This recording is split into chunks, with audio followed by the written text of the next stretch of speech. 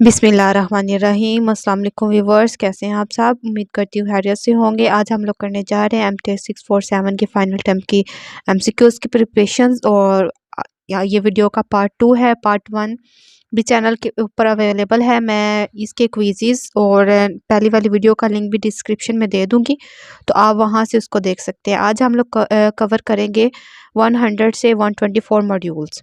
तो first of all मैं यहाँ पे बताना पहले भूल गई थी, जो हम लोगों ने पिछली वीडियो में किया था यूनिट फंक्शन, तो उसका जो दूसरा नाम है वो आप लोग याद कर लें। वो क्या है? हैवीसाइड्स यूनिट स्टेप फंक्शन है हमारे पास, ठीक है। तो आपसे एमसीक्यूज में पूछ सकते हैं कि यूनिट फंक्शन हमारे पास क्या होता है, या आपको बोलेंगे कि हैवीसाइड्स फंक्शन है, शॉर्ट क्वेश्चन में भी इसको सॉल्व कर दें। तो अगर हैवीसाइड्स बोलें या यूनिट फंक्शन बोलें तो आपने इसमें कंफ्यूज नहीं होना। ये दोनों हमारे पास एक ही चीज़ें हैं और इनको हम कैसे रिप्रेजेंट करते हैं? यू टी माइनस ए की फॉर्म में। सेकंड हमारे पास है direct delta function. Direct delta function हमारे पास क्या कहलाता है? इम्पल्स फंक्शन भी कहलाता है। इसका भी नाम दूसरा याद कर लें। और डायरेक्ट डेल्टा फंक्शन हमारे पास मैंने ये ऊपर आपको करवा भी दिया था दूसरी वीडियो के अंदर। तो जब हम इसका लैप्लास निकालते हैं, यहाँ पे अगर डेल्टा है और टी माइनस ए है, तो हम लोग यहाँ पे उसका लैप्लास लिखेंगे ई की पावर में माइनस ए और एस। ए हमारे पास यहाँ पे कोई फंक्शन या कांस्टेंट हो सकता है। नेक्स्ट यहाँ पे देखें, जब हम डेल्टा टी की पावर निकालेंगे ना, लैप्लास ऑफ डेल्टा टी, तो वो हमारे पास क्या आएगा? 1 आएगा। वैसे तो हमारे पास लैप्लास टी का क्या होता है? 1/s होता है, लेकिन जब हम लैप्लास ऑफ डेल्टा टी लेंगे वो हमारे पास क्या आएगा? वो हमारे पास 1/1 आएगा। नेक्स्ट हमारे पास है special class function. Special class function हमारे पास क्या होते हैं, वो हम लोग देखते हैं। स्पेशल क्लास फंक्शन हमारे पास इस फॉर्म में लिखे जाते हैं, G T delta T minus A D T. मतलब कि ये भी हमारे पास डायरेक्ट डेल्टा फंक्शन का इंटेग्रल है। मतलब डायरेक्ट डेल्टा फंक्शन को हम इस फॉर्म में भी लिख सकते हैं और इनको हम क्या कहते हैं? स्पेशल क्लास फंक्शन कहते हैं।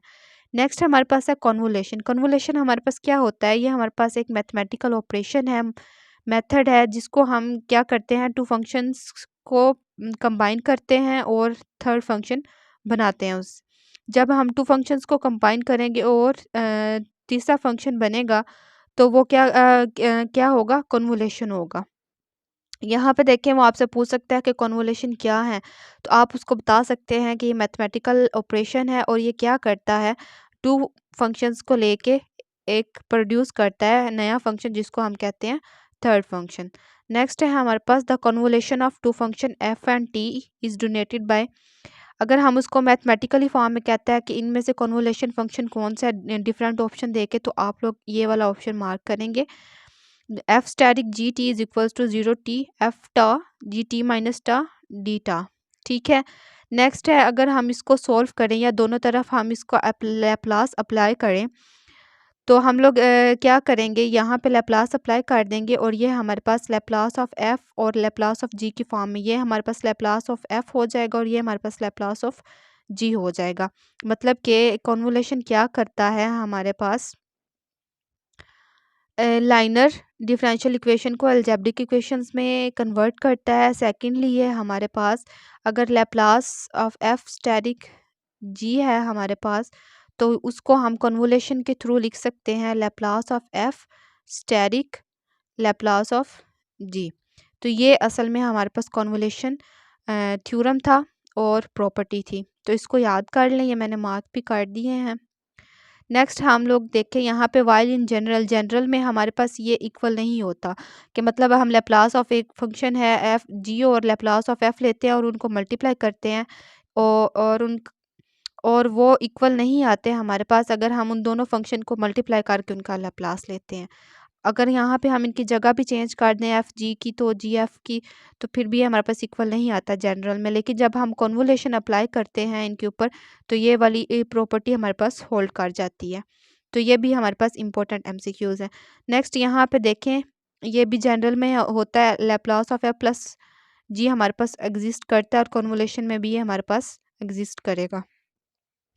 नेक्स्ट वो हमें कह रहे हैं कि अगर हमारे पास लैप्लास ऑफ एफ है, जिसको हम एफ ऑफ 1 कह रहे हैं, और लैप्लास ऑफ एफ टू, जिसको हम एफ टू कह रहे हैं, आप इसको एफ ऑफ 1 एस भी कह सकते हैं और एफ ऑफ 2 एस भी कह सकते हैं, क्योंकि जब हम किसी फंक्शन टाइम डोमेन पे लैप्लास को एफ ऑफ टी पे अप्लाई करेंगे, तो वो हमें फ्रीक्वेंसी डोमेन में देगा, एफ ऑफ एस में आंसर देगा।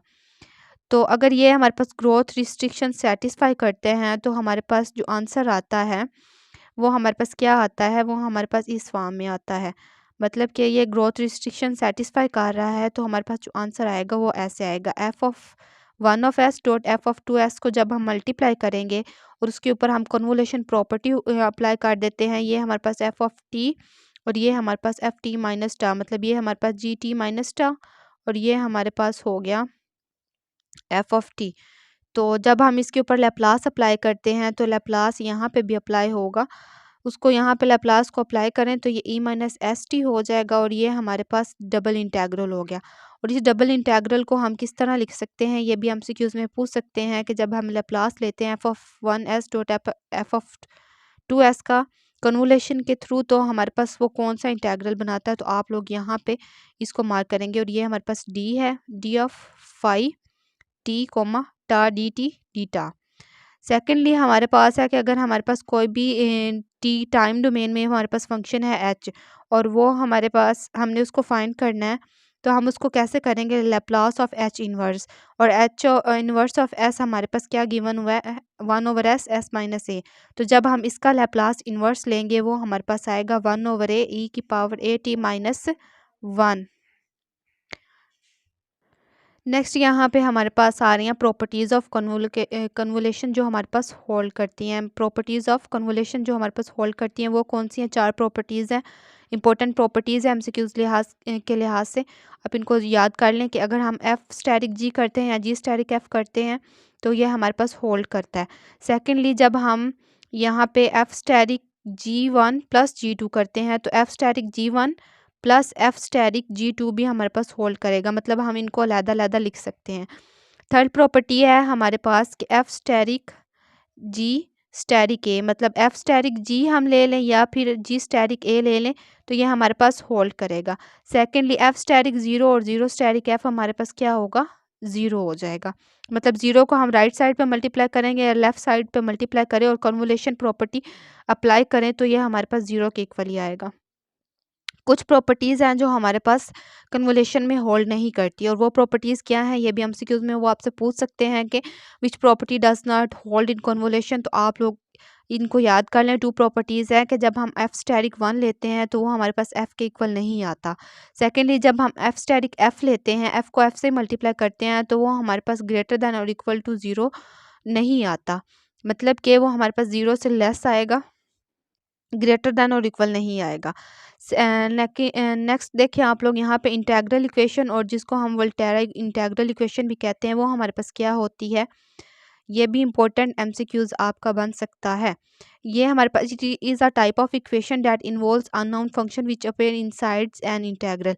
ये हमारे पास अननोन फंक्शंस जो होते हैं इन्वॉल्व उनको इनसाइड और आउटसाइड इंटेग्रल पे रिप्रेजेंट करता है। यहाँ पे देखें Y of T minus zero Y of T, यहाँ पे जो वाई ऑफ टी है ये हमारे पास अननोन फंक्शन है और sine T minus star D T is equals to T आ गया।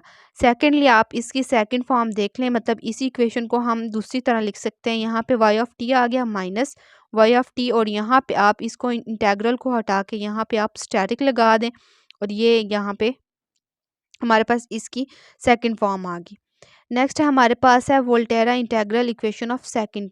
तो सेकंड टाइप में देखें वहाँ पे हमारे पास क्या था, अगर मैं इसको यहाँ पे ऐसे ये देखें, यहाँ पे देखें तो फर्स्ट इक्वेशन हमारे पास वाई ऑफ टी सेम आ गया, इंटेग्रल भी हमारे पास सेम आ गया।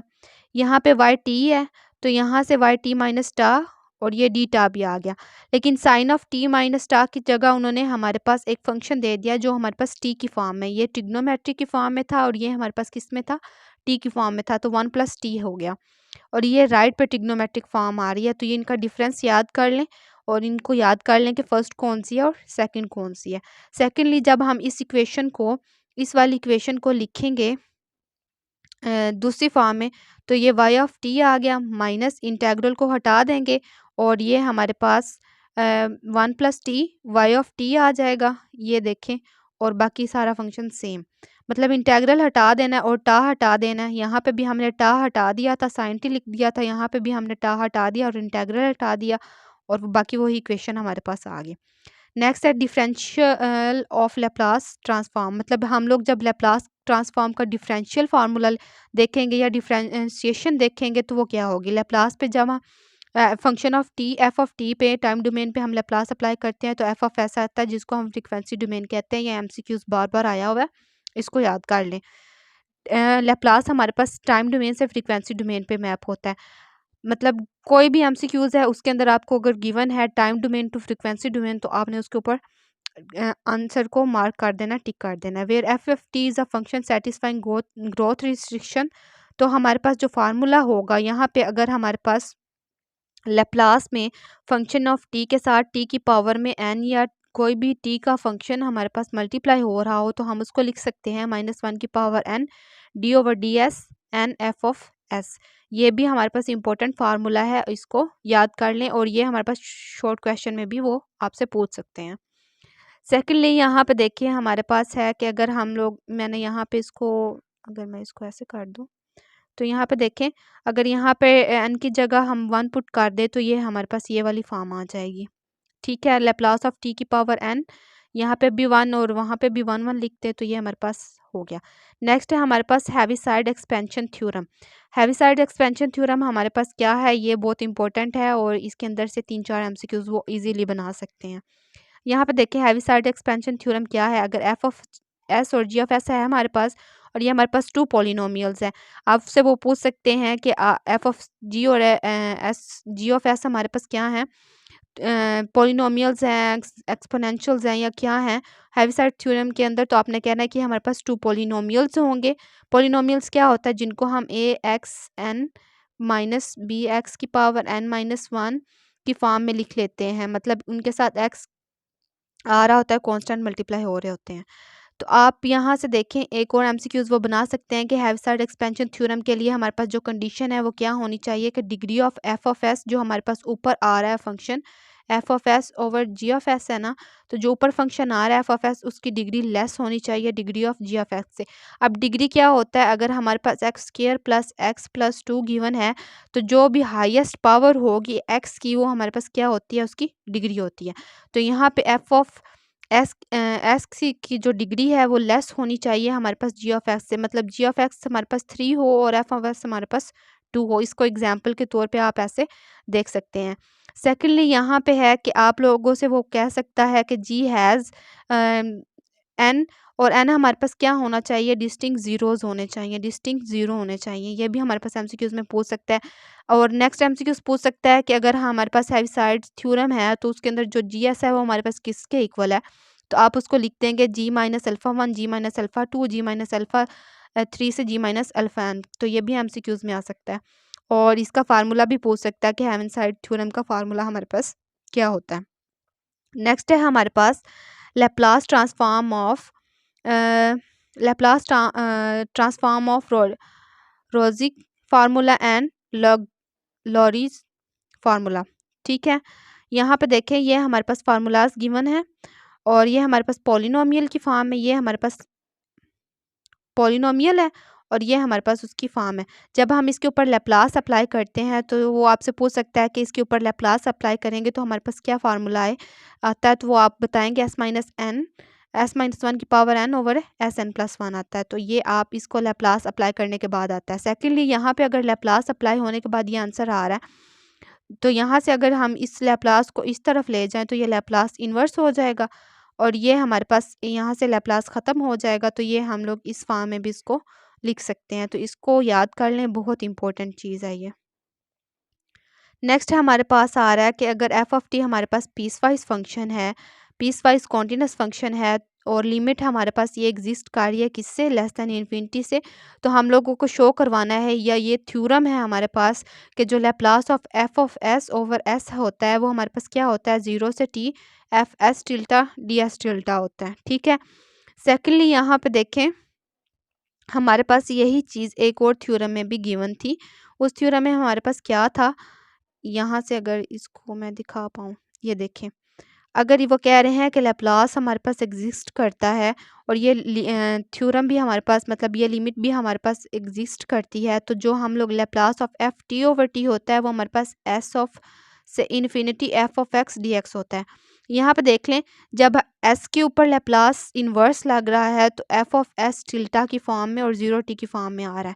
लेकिन जब हम टाइम डोमेन के ऊपर लेप्लास अप्लाई कर रहे हैं तो जो हमारे पास फंक्शन है वो एस से इन्फिनिटी आ रहा है और F of X D X आ रहा है। आप इसको ऐसे याद कर सकते हैं कि जब हम इसके ऊपर लेप्लास लगाएंगे तो वो हमारे पास F of S D S X की फॉर्म में आ जाएगा और यहाँ से एस ओवर इन्फिनिटी, मतलब एस अप्लाई करने से ये हमारे पास एस हो सकता है।